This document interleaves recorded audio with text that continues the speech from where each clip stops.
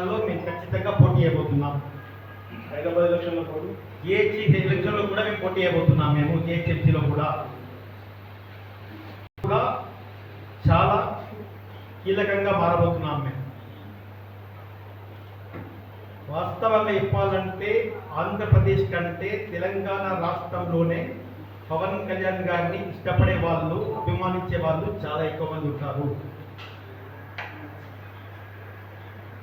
అభిమానం వేరు, ఏం వేరు.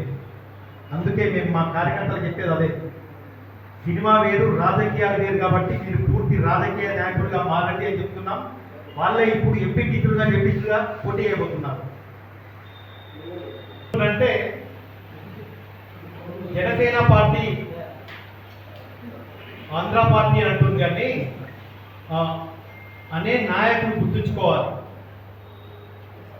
ఎక్కడో పుట్టిన ఇందిరాగాంధీ వచ్చి మన తెలంగాణలో మెదక్లో పోటీ చేయొచ్చు.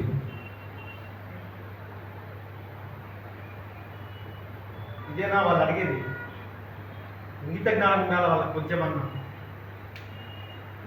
మన ప్రధానిగా చేసిన పివి నరసింహారావు గారు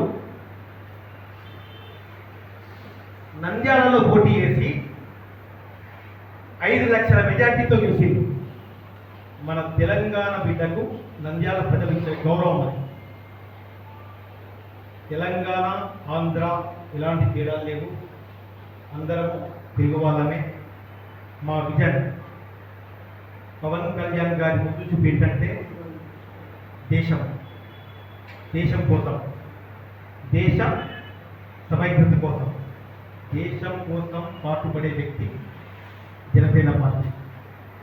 మీరు మా పార్టీ జెండాలో చూడండి,